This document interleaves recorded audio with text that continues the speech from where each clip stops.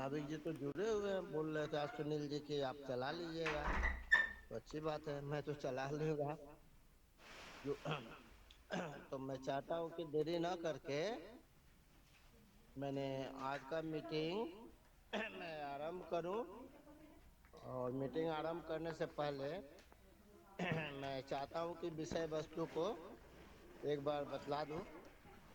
आज का विषय है पुरुषों के साथ साथ जिस परिवार समाज की महिलाएं भी शिक्षित होती है, उस परिवार और समाज का विकास बेहतर और तेजी से होता है।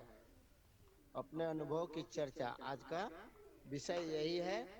तो मैं शुरुआत करना चाहूँगा अनुष्का जी से। नए नए लग रहे हैं हमारे ख्याल से। तो मैं अनुष्का जी को निमंत्रण करता हूँ कि कृपया आप अपना माइक खोलिए और अपना विचार रखिए।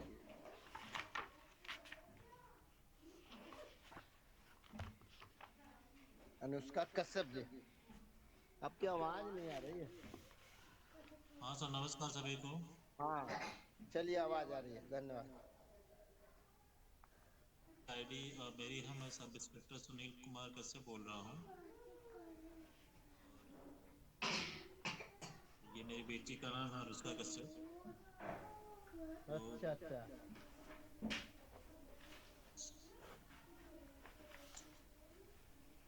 बोलिए। मैं और मेरा होम डिस्ट्रिक्ट है गाजीपुर, उत्तर प्रदेश में बोल रहा हूँ। आपका लिंक कई बार ग्रुप में आया तो मैंने कहा कि भाई सामाजिक ग्रुप है, अपने लोगों के मान के लिए ग्रुप बनाया गया है, अपने लोगों के समाज के विकास के लिए। मैं भी कई बार से चाहता था कि जुड़ूं, लेकिन समय नहीं होने की वजह से नहीं जुड़ पा रहा था। और बाकी जहाँ तक आपने जो विषय उठाया है महिलाओं के शिक्षित होने का, ये बहुत ज़रूरी है किसी भी समाज को आगे बढ़ने के लिए कि उस घर की महिलाएं शिक्षित हों। जैसे साइकिल के दो पहिए होते हैं, तो दोनों पहियों का सही होना ज़रूरी है ज़िंदगी में आगे, मतलब साइकिल आगे बढ़ने के लिए। उसी तरह से ज़िंदगी में आगे बढ़ने के लिए, लाइफ में आगे बढ़ने के लिए पति और पत्नी, मतलब जो महिला और पुरुष होते हैं, उन दोनों लोगों का शिक्षित होना, दोनों लोगों का जागरूक होना ज़रूरी होता है। तो ये बहुत ज़रूरी है कि महिलाएं भी शिक्षित हों और अपने कार्य क्षेत्र में वो भी आगे बढ़ें। तभी उस परिवार का, उस समाज का त्वरित गति से, मतलब तेजी गति से विकास हो पाता है। और जिनके परिवार में या जिनके जिस समाज में महिलाएं शिक्षित नहीं होती हैं, उस परिवार का और उस समाज का विकास बहुत स्लो गति से होता है। मतलब वही कि जैसे एक आदमी है तो केवल आदमी ही उस विकास के बारे में सोच पाता है, चाहे काम कर पाता है। योगदान केवल घर तक ही रह पाता है जब शिक्षित नहीं होती हैं तो। और यदि शिक्षित होती हैं तो वो अपनी भी भागीदारी सुनिश्चित करती हैं। तो बहुत ही बढ़िया आज का विषय है कि महिलाओं को भी शिक्षित होना चाहिए और जागरूक होना चाहिए विकास विकसित होने के लिए। तो ज़्यादा कुछ ना बोलते हुए, चूँकि आज हम तो अभी लिंक मिला था तो मैं जुड़ा था, तो मैं आप लोगों को सुनने के लिए जुड़ा हुआ था। खैर, आपने मुझे मौका दिया, पहले दिन ही मौका दिया, इसके लिए सब आपको धन्यवाद। और सभी लोगों को धन्यवाद कि लिंक के माध्यम से अपने समाज के हित के लिए। तो ये बड़ा ही अच्छी पहल है, बड़ी अच्छी पहल है कि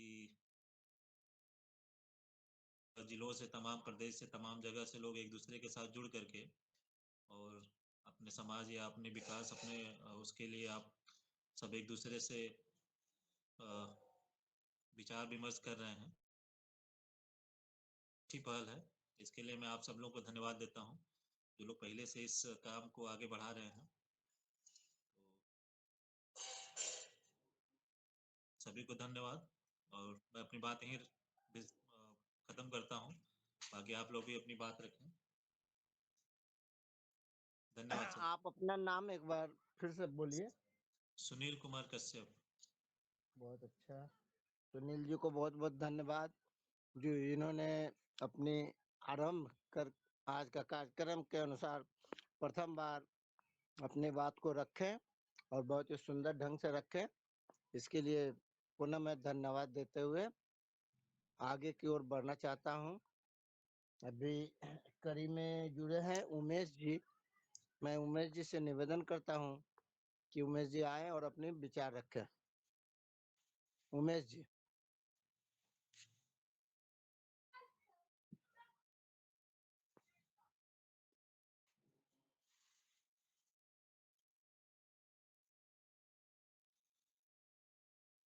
उमेश जी माइक ऑन कर लें अपना।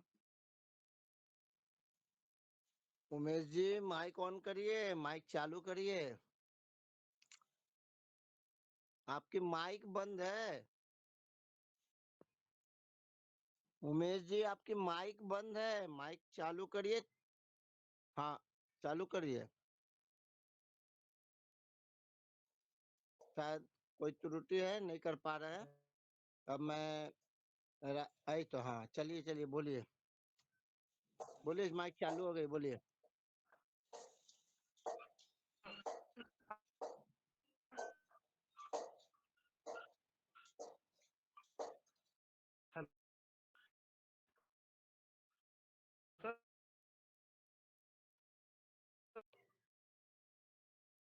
शायद टावर की प्रॉब्लम है। मैं चाहूंगा। हेलो, आपकी आवाज नहीं आ रही है। मेरे पास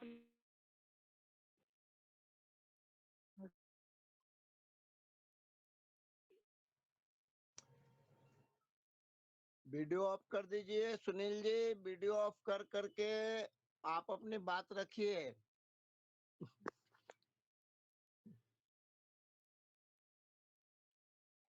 चलिए उनको बाद में दूंगा, फिर मौका मिलने पर। अभी उनको मैं अशोक जी से अनुरोध करूंगा, पश्चिम बंगाल से। पश्चिम बंगाल के अशोक जी हैं, कृपया आए और अपना विचार रखें।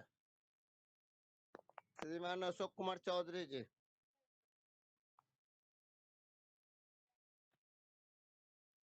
आप अपना माइक ऑन करिए और अपने विचार रखिए।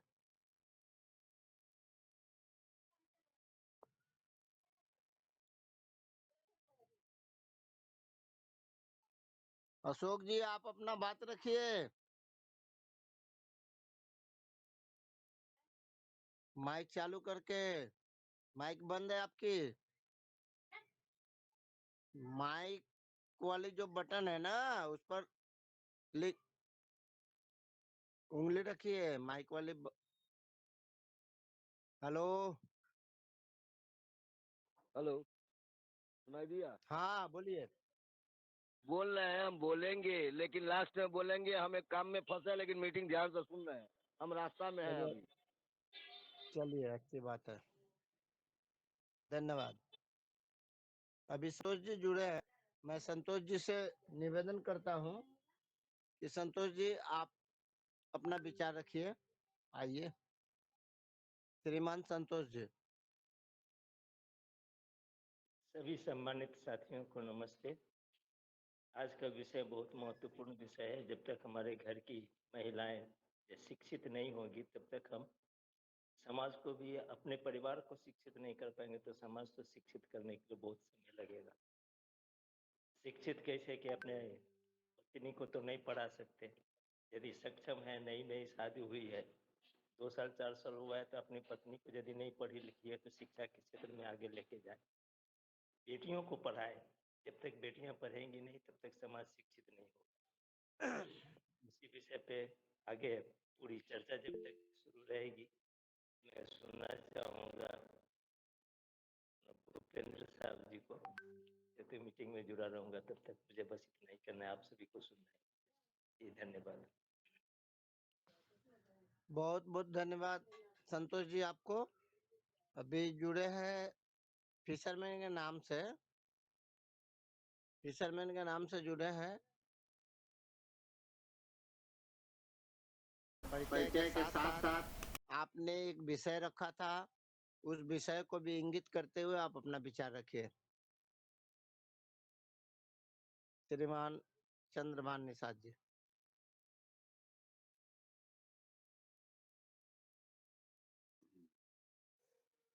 सभी को मेरा नमस्कार, नमो बुद्धाय। और अपने से जो हमारे से बड़े लोग हैं, सभी के चरणों में असंख्य फूल अर्पित करते हुए मैं प्रणाम करता हूं। हमारे उम्र के जितने भी लोग हैं, सभी को मेरा नमस्कार। और हमारे से छोटे उम्र के जितने भी लोग हैं, सभी को प्यार भरा नमस्कार। तो पहले मैं एक विषय रखा था कि निषाद समुदाय का पतन का कारण क्या है और इनका उत्थान कैसे होगा। सभी सम्मानित साथियों से मेरा निवेदन है, आग्रह विनती है कि इसके बारे में विचार किया जाए कि निषाद समुदाय का जो पतन का कारण क्या है और इनका उत्थान कैसे होगा। तो इस पर अगली मीटिंग में जब भी समय मिले, सभी की सहमति से इस पर चर्चा हो। दूसरी चीजें ये हो रहा है कि आज जो है कि देश के, हमारे समाज के, जब तक नारी पढ़ेंगी नहीं, शिक्षित नहीं होंगी, मात्र जो शक्ति जब तक उनके अंदर अच्छा ज्ञान नहीं होगा, तब तक हमारा समुदाय क्या, किसी समुदाय का विकास नहीं होगा। ये बहुत बढ़िया विषय है। मैं आगे ये मैं कहना चाहूंगा कि सदियों से जो है अगर देखा जाए तो शोषण जो है नारी का बहुत ज्यादा हुआ है। किसी भी समय में देखा जाए, आदि अनाज से लेकर के आज तक उनका शोषण बहुत ज्यादा होते आ रहा है। और उससे जो है कि बचने के लिए हमें सर्वप्रथम उपाय करना पड़ेगा और सोचना पड़ेगा। और जो सबसे बड़ी बात है कि जो हमारे समुदाय के बहुत सारे लोग हैं जो आज आडंबरवाद से दूर होना चाहते हैं, लेकिन जो नारी शक्ति है वह दूर नहीं होने दे रही है। बहुत सारे लोगों का ऐसा विचार आता है कि भाई मैं तो दूर होना चाहता हूं और मैं इस आडंबर से दूर होना चाहता हूं, लेकिन क्या करें, मेरी पत्नी की वजह से नहीं चलता, जो कर रही है। उनको मैं ये कहूंगा, यही मैं कहना चाहूंगा, पढ़ाई तो है ही है, पढ़ाई तो है ही। हम पढ़ लिख करके हम अच्छा ज्ञानी बन करके भी अगर अंधविश्वास और आडंबरवाद के नफरत पाएंगे ना आने वाला जनरेशन तो देखा कि कभी एक समय था, जमाना था कि पर हमारे पास तो हमारा नाम है वो भी शराब लोगों को, तो औरतों का स्तन ढकने का अधिकार नहीं था। उनको, छोटी जातियों को, हम लोगों को, जितने भी ऐसे लोग थे, चारपाई पर बैठने का अधिकार नहीं था, जूता चप्पल पहनने का अधिकार नहीं था। ऐसे स्कूल शिक्षा से हम लोगों को वंचित कर दिया गया, पढ़ने का अधिकार नहीं था। तमाम इन अधिकारों को जो हम लोगों को सदियों से वंचित करके रखा गया है, और आज उन्हीं, तभी 33 करोड़ देवी देवता थे। आदि अनाद से 33 करोड़ देवी देवताएं हैं, और देवी देवता जो होते हैं सबका रखवाला होते हैं, किसी एक समुदाय का नहीं होते हैं। लेकिन क्या है, जिन देवी देवताओं के रहते हुए हमारे इस समाज के कुछ लोगों ने जो शोषण किया, हमें पढ़ने का अधिकार नहीं था, चारपाई पर बैठने का अधिकार नहीं था, हमारे घर की जो जो माताएं बहनें दादी परदादी थी उनको स्तन ढकने का अधिकार नहीं था। ये हमारे पुराने इतिहासों में जाएंगे तो जब इतना अधिकार नहीं था, तो उसके बावजूद भी जो हमारे समुदाय के जो है औरतें जो है पढ़ लिख करके उसी आडंबरवाद में अपने परिवार को लेकर के जा रही हैं। तो मेरा मानना उस जितना हम लोग विकास चाहते हैं उतना विकास नहीं हो पाएगा। सर्वप्रथम हम लोगों को इस आडंबरवाद से हम लोगों को दूरी बनाना पड़ेगा। दूरी बना करके शिक्षा के नजदीक, दुनिया में अगर किसी का कुछ हुआ है तो ज्ञान और विज्ञान से देश का विकास होता है या किसी का विकास होता है। धीरेन्द्र जी आप अपना माइक बंद करिए। धीरेन्द्र जी जी जी जी माइक बंद करें, ये दोनों बात मिक्स हो रही है। तो क्या होता है, इससे जो होता है जी जी आपके माइक में मिक्स हो रहा बात नहीं आएगा। चलिए तब धीरेन्द्र जी अपनी बात को रखें, उनका माइक चालू है, मैं अपने माइक को ऑफ कर रहा हूँ। धीरेन्द्र जी की बात को सुन लिया जाए। फिर बाद में बात रखेंगे। वही आपको नहीं पता, बाकी सब खा मिला जुला के सब खाना पीना खा पीना हलवा गाजर का हलवा खा लिए हम बस। धीरेन्द्र जी आप अपना बात रखिए। धीरेन्द्र जी लगता है माइक चालू करके कहीं चले गए।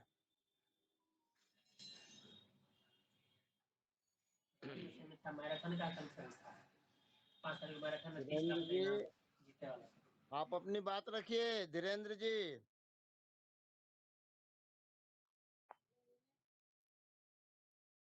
नाविक जी से निवेदन है कि अगर हो तो इनका माइक, हाँ माइक म्यूट हो गया। चलिए चंद्रभान जी आप अपनी बात रखिए।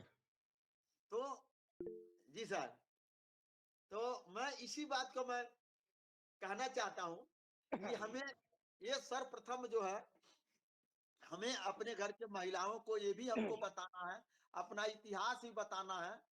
जैसे आप सुने होंगे नंगोली नाम की औरत थी केरल का, कि जिन्होंने अपने दोनों स्तन को काट करके और उन्हें दे दिया गया। कभी ऐसा समय था कि जो हमारे दादी परदादी के ऊपर जो है स्तन टैक्स लगता था। तो भी 33 करोड़ देवी देवता थे, ब्रह्मा थे, विष्णु थे, शंकर थे, महेश थे, कृष्ण थे, राम थे, हनुमान थे, सभी तमाम सारे जो भगवान लोग थे, दुर्गा थी, लक्ष्मी थी, तमाम सारे, आदि शक्ति दुर्गा भी थी। तो क्या होता था, हमारे जितने भी जो पूर्वज थे, दादी परदादी तमाम सारे लोगों जो जो थी उस समय का कहा जाए तो उनको क्या होता था, जो लोग जाते थे तो उनके स्तन का साइज को मापते थे।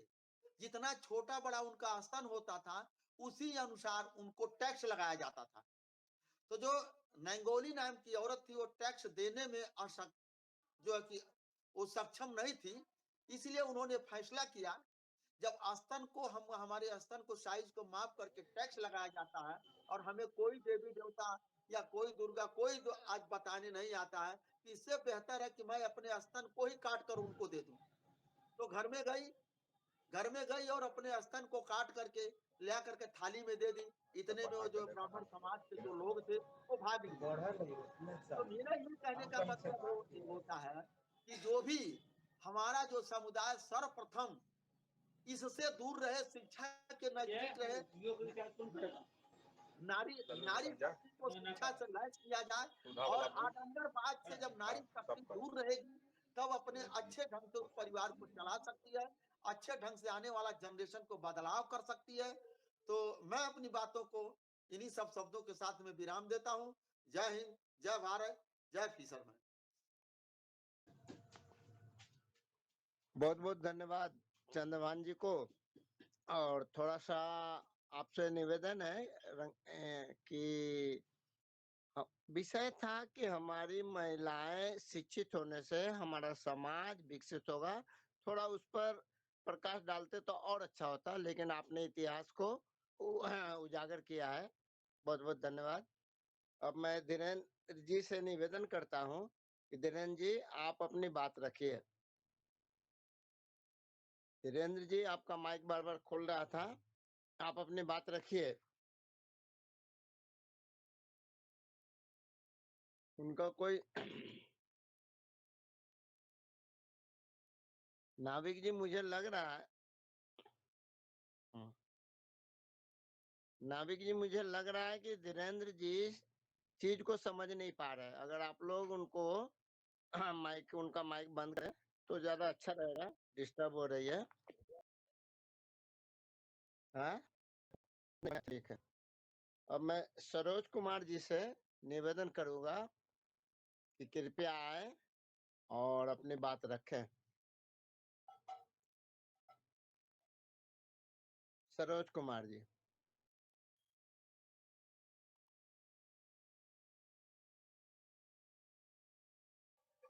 सरोज कुमार सरोज नहीं, सुदेश्वर जी। कुजूर, सुदेश्वर कुजूर है, सुदेश्वर।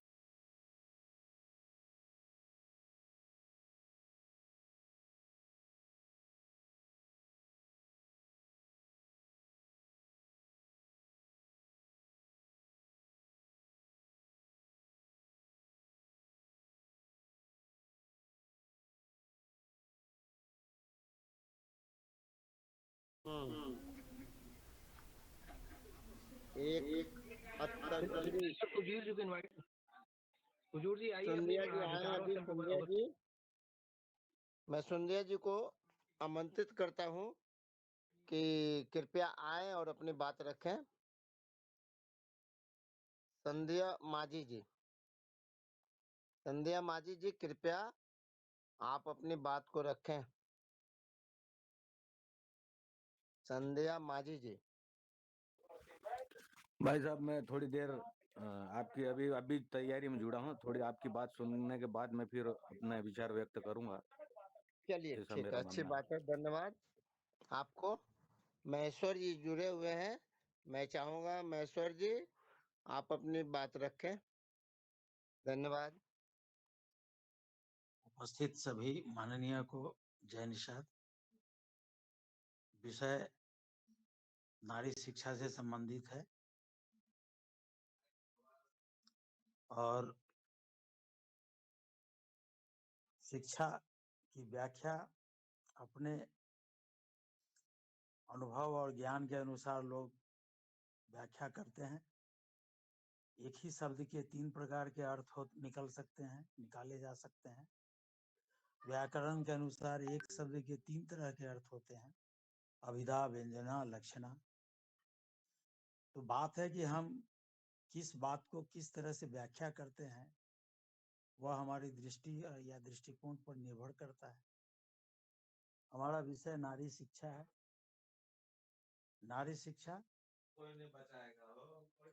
नारी शिक्षा आधुनिक जमाने में जितनी जरूरत है, प्राचीन जमाने में भी उतनी ही जरूरत रही है। प्राचीन जमाने में स्कूल पाठशाला नहीं था, तो क्या उस जमाने में लोग अशिक्षित थे? ऐसा मैं नहीं समझता हूँ। लोग अनुभव से शिक्षित होते हैं। तो अनुभव से शिक्षित होते हैं और उस जमाने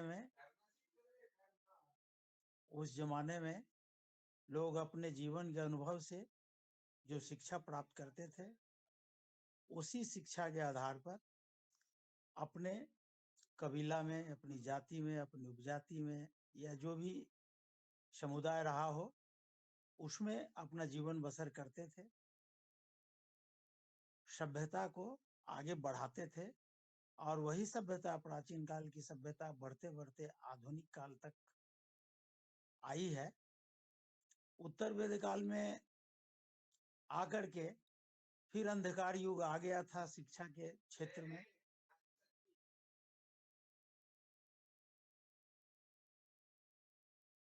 तो उस उत्तर वेद काल से जब हमारे देश में सांस्कृतिक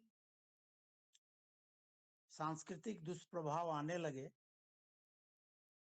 आर्यों का आपतन हुआ और सांस्कृतिक युद्ध हुआ, और उसके परिणाम स्वरूप जो कूटनीतिक विचार आए और उस कूटनीति का शिकार हुए हमारे समाज के लोग, उसके वजह से अंधकार युग आ गया। और फिर उस अंधकार युग के बाद ज्यों-ज्यों अनुभव आगे बढ़ता चला गया, देश में विदेशी आक्रांताएं आते गए, तो कुछ शिक्षा क्षेत्र मैकॉले के जैसे अंग्रेजों का शिक्षा क्षेत्र मैकॉले साहब लाए, तो उससे भी एक क्रांति आई, पुनर्जागरण आया।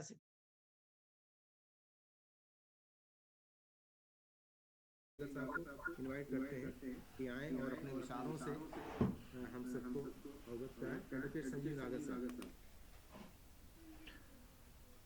धन्यवाद सर, बहुत बहुत धन्यवाद। आज के इस वेबिनार में जुड़े हुए सभी साथियों का बहुत बहुत धन्यवाद। आप सभी लोग काफ़ी समय से जुड़े हैं और स्टार्टिंग से जुड़े हुए हैं, बहुत ही अच्छी बात है। विषय जो है वो वही शुरू से यही चीज़ आ रही है, सभी लोगों ने इस चीज़ को भी बताया कि महिलाएं ये एक जीवन के पहिया की, जो हमारी जीवन परंपराएं हैं, जीवन जो गति है, जीवन गति की पहिया की दूसरी धुरी है। अगर वो दूसरी धुरी अगर शिक्षित नहीं होगी तो निश्चित है कि उसको तो प्रभाव पड़ना ही पड़ना है। और यह निश्चित है कि जितने भी आप देख लें, जितनी भी अगर उनको उपजातियों को देखें या वर्गों को देखें, तो जितने भी वर्गों की महिलाएं ज़्यादा पढ़ी हुई हैं, जैसे सबसे ज़्यादा अगर इस समय ज्ञान में अगर माना जाएगा तो श्रीवास्तव समुदाय को। श्रीवास्तव समुदाय में आप देखेंगे तो अधिकतम महिलाएं पढ़ी लिखी हैं, अधिकतम, न्यूनतम नहीं अधिकतम। बल्कि श्रीवास्तव समुदाय में हमने देखा है कि लड़के कम पढ़े होते हैं लेकिन वहाँ की महिलाएं ज़्यादा पढ़ी होती हैं। और ज़रूरी नहीं है कि उनके पास बहुत ज़्यादा प्रॉपर्टी है, प्रॉपर्टी ज़्यादा नहीं है, ज़मीन ज़्यादा नहीं है, लेकिन ज्ञान उनके अंदर इतनी ज़्यादा है श्रीवास्तव समुदाय महिलाओं में।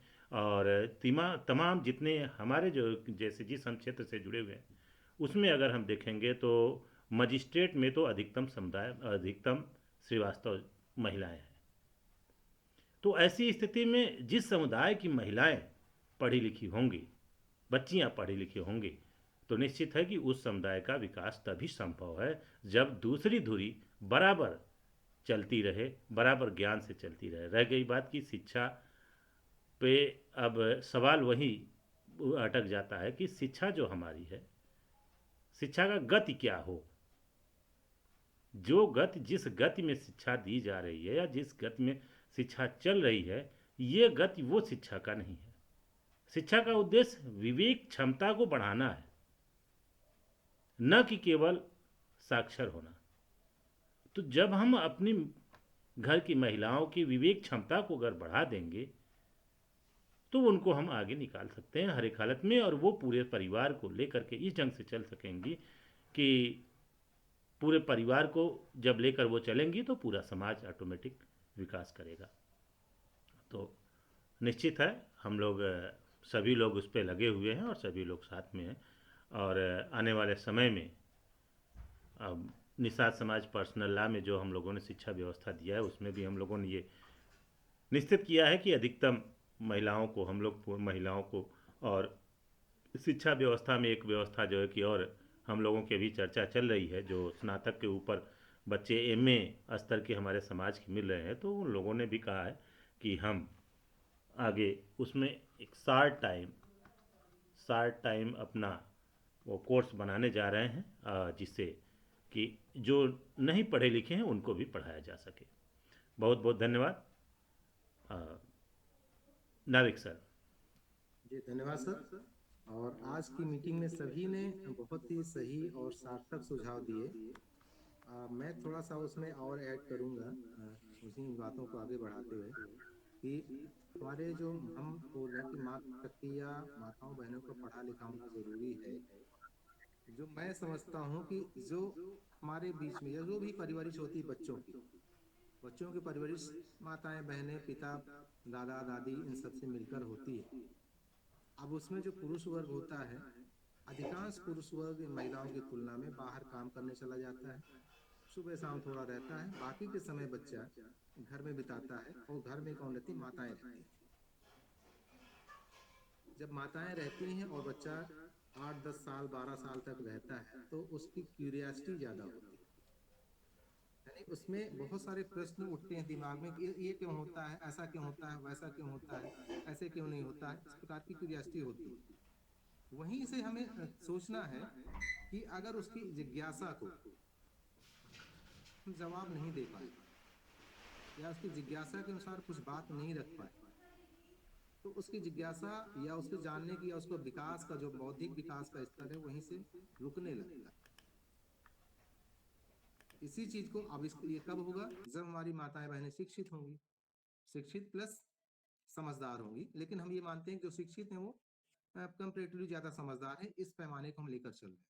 तो जब हमारी माताएं बहनें शिक्षित होंगी, भले 2 साल का 3 साल का बच्चा पूछेगा कि ये क्या है, ऐसा क्यों होता है, तो उम्मीद करते हैं कि वो सेटिस्फैक्ट्री और सही जवाब और संतुष्ट उसको जवाब से समझा देंगे। और जब वो समझा देंगी तो वो उसके दिमाग में ये माना जाता है 7-8 साल तक के बच्चे में जो बैठा दिया जाता है वो आजीवन लघु लघु बना रहता है। इसी को मैं बैकग्राउंड में ले जाता हूँ जो हम बोलते हैं कि आखिर जिस परिवार में आडंबर, पूजा पाठ या जिस प्रकार का माहौल बना होता है और माताओं बहनों को या पापा पिताओं को या घर के साथियों को, बड़े लोगों को करते देखते हैं, उस चीज को ऑटोमेटिक अडॉप्ट कर लेते हैं।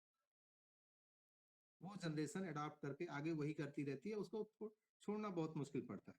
तो यहाँ मेरे कहने का सार ये है कि अगर मान लीजिए हमारी माँ बहन पढ़ी लिखी हैं और बच्चा जब छोटा है वो कोई जिज्ञासा रखता है, चाहे गणित का हो, चाहे साइंस का हो, चाहे इतिहास का हो, समाज का हो, सोसाइटी का हो, वर्तमान परिवेश की घटनाओं का है, तो वो बहुत अच्छे से एनालिसिस कर लेता है। माँ के अवसर एक चीज मुझे याद आ गई बात करते करते, एक कौन है, एक शो आता है हाल क्या है या माहौल क्या है, कोई पत्रकार है, उस नाम भूल रहा, रवीश ऐसा कुछ नाम है शायद। तो वो एक दिल्ली में उन्हें इंटरव्यू लिया, रास्ते में चलते चलते एक शायद 5वीं या 4वीं की बच्ची रही होगी, उससे उसने पूछा, उसकी माँ भी थी लेकिन उसने बच्चे से पूछा, बेटा दिल्ली में कैसा क्या है, किसको आना चाहिए सरकार। देखिए एक्सपेक्टेशन 4-5 साल की या 5वीं बच्चे से क्या मतलब। तो उसने बोला नहीं अरविंद केजरीवाल आना चाहिए। मैं किसी को यहाँ एडवोकेसी नहीं कर रहा हूँ कि इसकी बात में प्रचार कर रहा हूँ, लेकिन बात को मैं कह रहा हूँ, मैं किसी पार्टी का समर्थन या विरोध नहीं कर रहा। तो उसने जवाब दिया कि किस लिए आना चाहिए, कि उसने शिक्षा की बातें, शिक्षा में सुधार कर रहा है, ये मुझे अच्छा लग रहा है। अब उसने पूछा फिर माँ से पूछा किनारे होके, आपने जरूर उसको पहले समझाया होगा कि अरविंद केजरीवाल बहुत अच्छा है और इसलिए इसने जवाब दे दिया ऐसा। बोले नहीं ऐसा कुछ नहीं है। तो बोले इसको इसका समझ कैसे आई, आखिर इतना स्पॉन्टेनियसली और सही जवाब क्यों दे रही है, शिक्षा पर इतना फोकस होकर कि शिक्षा इसको पसंद आए। बोले हम लोग जब चर्चाएं करते हैं घर में तो मुद्दों पर चर्चा करते हैं, किसी धर्म पाखंड पर चर्चा नहीं करते, ना आलतू फालतू कौन सी पार्टी क्या अच्छा काम कर रही है हम उस पर चर्चा करते हैं। तो वो इसके दिमाग में बैठा हुआ है।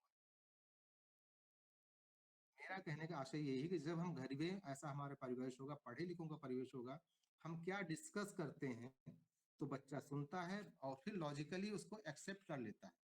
क्योंकि छोटा बच्चा तो आप गलत भी बोलेंगे तो स्वीकार कर लेगा। आप गलत बोलेंगे, अगर आप अशिक्षित हैं या समझदार नहीं तो गलत बोलेंगे, शिक्षित हैं एनालिसिस करते हैं तो सही बोलेंगे, तो उसी में आपकी जनरेशन आगे बढ़ती है। एक चीज मैं और शेयर करूंगा, हमारे एक मित्र था, वो छोटा सा हाइट उसकी थी लेकिन बोलने की उसकी आर्ट बहुत अच्छी थी, यानी जो स्पीच देने की। तो मैं कभी उसे शेयर किया, बैठ के हम लोग गपशप करते थे, मेरे तुम बताओ यार इतना अच्छा बोल कैसे लेते हो, हाथ का एक्शन ऐसा होना चाहिए, सिर का एक्शन होना चाहिए, यहाँ पे ऐसा हिलाना चाहिए। तो बोले मालूम मैं कैसे सीखा हूँ, बोले वो भी श्रीवास्तव फैमिली है। बोले मेरे पापा जी जब टीचर थे और स्टेज में बोलते थे तो वहां से मैंने अडॉप्ट कर लिया, वहां से सीखा। कहने का मतलब ये है अगर हमारा परिवार शिक्षित होगा, परिवार में माँ भी है, पिताजी भी हैं, बहन भी है, भाई भी हैं, तो हमें वहां से बहुत कुछ सीखने को मिलेगा और हमारी जनरेशन जो होगी आगे बढ़ेगी।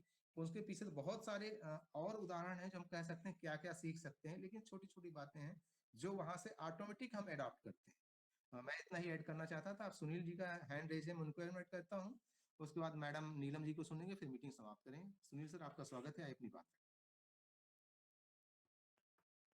मैडम नीलम जी को ही बुला लिया जाए। ठीक है, तो आप सर कुछ ऐड करना चाहेंगे? करूंगा, मैं उनकी बात करूंगा। नहीं हम सोचते हैं उनको बुलाएंगे, अपनी बात भी रखेंगे, आभार प्रदर्शन भी रखेंगे और फिर नहीं नहीं भाई साहब आप ही बोलो, क्योंकि मेरा तो हो गया, अभी हो गया था, मैंने बोला था। जी मैडम नहीं नीलम केवट जी हैं, नीलम केवट जी हैं, उनकी बात कर नहीं नहीं, हम दोनों लोग को सुनना चाहेंगे। दोनों लोग बड़े अच्छे वक्ता हैं, बहुत ही अच्छा रखते हैं। नीलम यादव मैडम, नीलम यादव मैडम को सुन चुके हैं, नीलम केवट जी हैं। कोई बात नहीं। हाँ, मैं तो सिर्फ ये कहना चाह रहा था कि अलग पे देखें, और जैसे वीरेंद्र जी हैं बंगाल में देखें, तो वहां पे महिलाएं अच्छी स्थिति में हैं। ये जो जितनी भी बातें हैं, जो चर्चाएं चली हैं, ये हम अगर हम अपने परिप्रेक्ष्य से, हम अपने नजरिए से बताएं तो उत्तर प्रदेश, बिहार और मध्य प्रदेश को लेकर के हम कह सकते हैं। और सबसे खराब स्थिति जो है महिलाओं की कर्नाटका में है, क्योंकि वहां पे जो शिक्षित महिलाओं कर्नाटका में स्थिति नहीं है, वहाँ के पुरुष की स्थिति जरा खराब है। वो सिर्फ वो मतलब जो शहर की बात नहीं कर रहा हूँ, ग्रामीण क्षेत्र की बात कर रहा हूँ, वो सब सिर्फ मतलब औरतें कमाती हैं और उनके जो पुरुष वर्ग जो है उसको उड़ाता है, इस तरीके से का है। और शिक्षा तो होना ही चाहिए। बहुत अच्छी बात है, लेकिन शिक्षा के साथ संस्कार का भी होना बहुत ज़रूरी है। जैसे अभी एडवोकेट साहब ने कहा, नागर साहब ने जो कहा, वो बात, तो उस बारे में तो मैं सिर्फ़ इतनी सी बात कहूँगा, मैं अपनी उदाहरण देना चाहूँगा कि हमारी श्रीमती जी भी नौकरी में हैं, बहुत ज़्यादा पढ़ी-लिखी नहीं, लेकिन पढ़ी-लिखी तो हैं। और लेकिन सबसे बड़ी बात ये है कि मैं जो अपने मन में सोचता हूँ, वो लगभग 70% से अब आप वो मतलब जान जाती है कि मैं क्या सोच रहा हूँ। और जो वो सोचती हैं, वो लगभग मैं भी उतना ही जान जाता हूँ। तो शिक्षा का जो मूल उद्देश्य है, वो हमारे घर पे पूरा हो जाता है। और हम अपनी 2 बेटियाँ हैं और उनको अपने क्षमता से अधिक हम लोग पढ़ाने की कोशिश कर रहे हैं।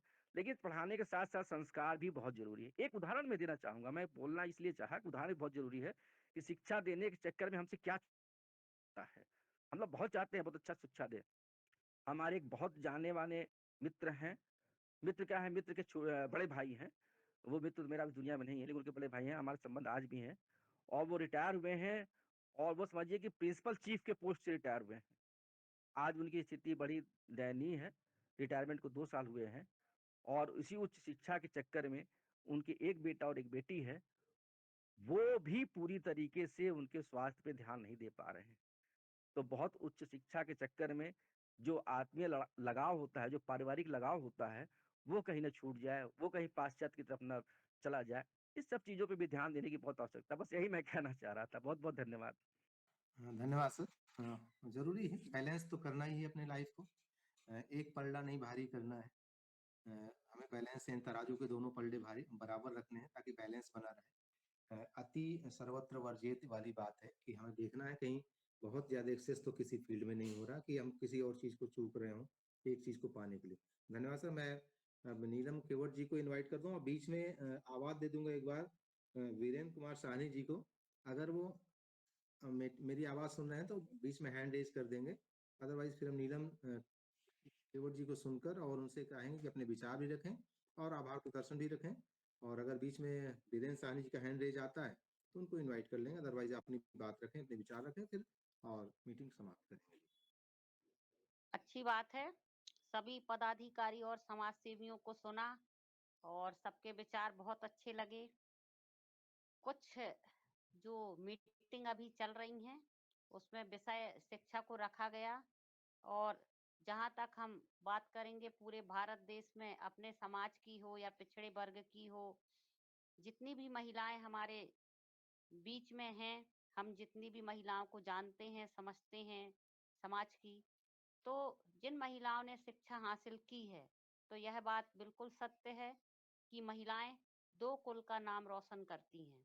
हमेशा महिलाएं जो शिक्षित होती हैं, वह घर पर तो रहती हैं, घर के बाहर भी वर्क करती हैं, कभी टीचर का, कलेक्टर का, तहसीलदार का, एसपी का और नगर निगम में भी जॉब कर रही हैं हमारे समाज की महिलाएं, एडवोकेट भी हैं हमारे समाज की महिलाएं। तो जिन महिलाओं ने शिक्षा हासिल की है, वह अपना घर में भी अपना नाम रोशन कर रही हैं, घर के बाहर भी कर रही हैं, साथ ही अपने बच्चों को शिक्षित करती हैं, मायके पक्ष में भी करती हैं, ससुराल पक्ष में भी करती हैं। तो यह कहना अतिशयोक्ति नहीं होगी कि वह 2 कुलों का नाम हमेशा रोशन करती हैं। शिक्षा की पूरी जवाबदारी महिलाओं बस पर नहीं है, पुरुषों के कंधों पर भी है। मतलब बराबर का दर्जा प्राप्त है। महिलाओं और पुरुषों के द्वारा बच्चों को शिक्षित करने का कार्य वर्तमान में अत्यधिक हो रहा है। चारों तरफ यदि पुरुष पैसा कमाकर ला रहे हैं, तो उन पैसों से अपने परिवार को शिक्षित कर रहे हैं और महिलाएं भी जो वर्क करके पैसा कमाकर ला रही हैं, वह भी उन पैसों से अपने बच्चों की शिक्षा को आगे बढ़ा रही हैं, साथ ही अपने पास पड़ोसियों की भी हेल्प करती हैं, साथ ही अपने मायके पक्ष के जो बच्चे हैं उनको भी शिक्षा का अच्छा स्तर देती हैं, ससुराल पक्ष में भी शिक्षा का अच्छा स्तर देती हैं। तो इस प्रकार से पूरे भारत देश में जो हमारे समाज के लोग हैं, जो पिछड़ा वर्ग के लोग हैं, उन सभी को शिक्षा प्राप्त हो रही है और सभी शिक्षित होकर आगे बढ़ते जा रहे हैं। अपने समाज की महिलाओं की शिक्षा की बात करेंगे तो अत्यधिक मात्रा में हमारे समाज की महिलाओं शिक्षित हो चुकी हैं और वह ऊंचे स्तर पर पायदान पर पहुंच चुकी हैं। बस हमारे समाज के पुरुष वर्ग में नशाखोरी होने की वजह से, कुछ बेरोजगारी होने की वजह से कुछ प्रॉब्लम है, जिसे आने वाले समय में दूर कर लिया जाएगा, यह हम अच्छी तरह से जानते हैं। पुरुषों के द्वारा भी बहुत शिक्षा के विषय में समझाया जाता है और महिलाओं के द्वारा भी शिक्षा के विषय में समाज को हमेशा समझाया जाता है। अब मैं यदि अपने बारे में ही बता दूं तो आप सभी जानते हैं कि मैं हमेशा गरीब परिवार के बच्चों को शिक्षित करने के लिए निःशुल्क ट्यूशन चलाती हूँ और हमेशा उन्हें पढ़ाती रहती हूँ। यह कार्य पिछले 17 साल से मैं कर रही हूँ और मेरे स्टूडेंट भारत देश के अलग-अलग शहरों में हैं। जैसा कि मैंने अभी कुछ समय पहले एडवोकेट नागर जी से हेल्प मांगी थी कि मेरा एक स्टूडेंट एलएलबी कर रहा है, सेकेंड ईयर का छात्र है और वह प्रैक्टिस करना चाहता है। अभी उसे बिठाकर अच्छी तरह से समझाया जाएगा कि किस दिशा में आपको आगे बढ़ना है। तो जबलपुर में पहले रहते थे और उस स्टूडेंट ने दिल्ली से मुझसे हेल्प मांगी तो मैंने भी आदरणीय नागा जी से हेल्प मांगी थी। सभी जो स्टूडेंटों को हमने पढ़ाया है, सभी छात्र हमारे अभी भी मोबाइल पर बात करते रहते हैं। अलग-अलग पद पर कई जॉब भी कर रहे हैं और यहाँ-वहाँ से शिक्षा हासिल कर रहे हैं। कभी उन्हें किसी प्रकार की कोई ज़रूरत होती है, किताब की, कॉपी की, पेन, पेंसिल, ड्रेस, जूता, मोजा, बैग, बस्ता, साइकिल, तो कहीं न कहीं से समाज सेवियों से संपर्क करके उनको उपलब्ध कराया जाता है। मैं हमेशा धरातल पर काम करने में ज़्यादा विश्वास करती हूँ। यहाँ-वहाँ बात करना, विचार व्यक्त करना, यहाँ-वहाँ की मीटिंगों में जाना, उनसे मैं थोड़ा-सा दूर रहती हूँ। अभी जैसे कि हमारे पास एक कार्यक्रम से बार-बार फ़ोन आया था कि अपन को परिचय सम्मेलन करना है। मैंने साफ शब्दों में बताया कि मैं वहाँ उपस्थित नहीं हो पाऊँगी। हाँ, परिचय सम्मेलन में यदि किसी प्रकार का सहयोग करते बनेगा तो अवश्य करूँगी। आगे यह भी बताना चाहती हूँ कि गरीब कन्याओं का विवाह करने का कार्य भी हमारे द्वारा किया जाता है। जिनके यहाँ आर्थिक रूप से प्रॉब्लम होती है, मैं उन्हीं कन्याओं की हेल्प करके समाज सेवियों की हेल्प लेकर उनका विवाह करवाती हूँ।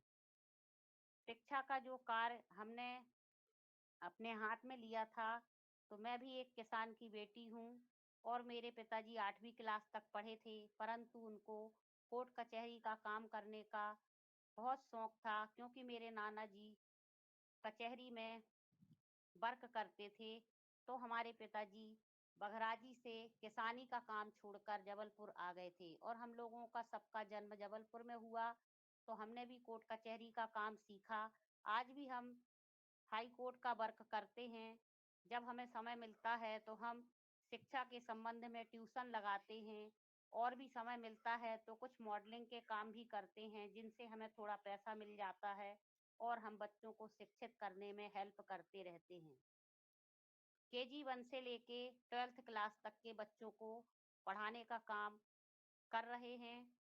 इसमें यदि कोई सब्जेक्ट हमसे नहीं संभलते हैं तो हमारा बेटा पवन कुमार केवट संडे के दिन 2 घंटे का समय निकाल के उन विषय जगह उपलब्ध नहीं हो पाती तो हम मैदान में पढ़ा लेते हैं और अभी एक निश्चित स्थान बन गया है हमारा, तो जहाँ हमारा रेसिडेंस है वहाँ पर छत पर अपने सभी बच्चों को पढ़ा लेते हैं।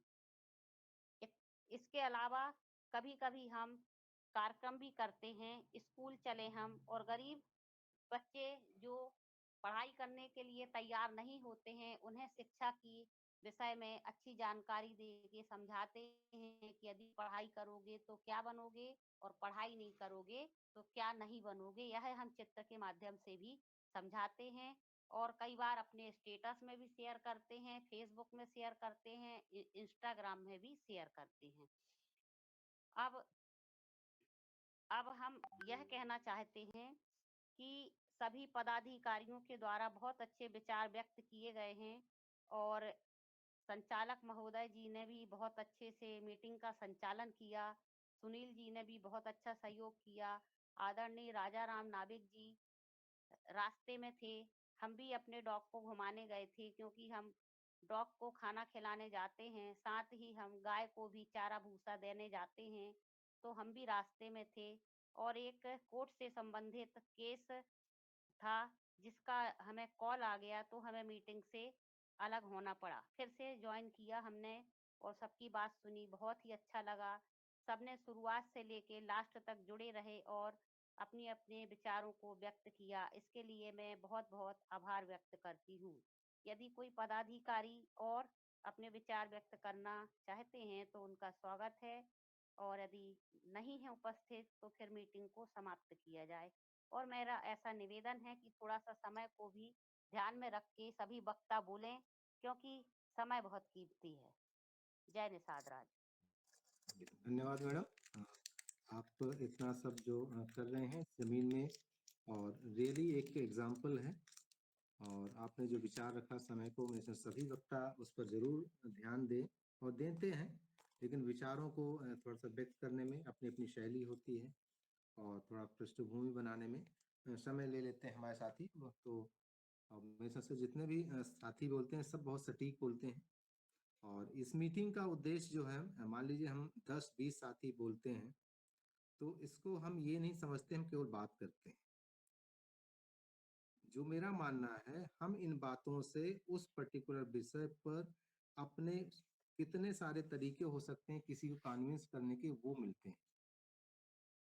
आज जैसे हमने सीखा कि पढ़े लिखे होने के क्या फायदे हैं, अनपढ़ होने के क्या फायदे हैं, कोई बढ़ा तो कैसे बढ़ा, उसके माँ बाप का कैसे समर्थन है, माताएं बहनें शिक्षित होंगी तो कैसे बच्चों को आगे बढ़ेंगी, घर का परिवार, घर का पालन पोषण कैसे करेंगी, बच्चों को कैसे संभालेंगी, पति की जिम्मेदारी या उनकी भावनाओं को कैसे समझेंगी।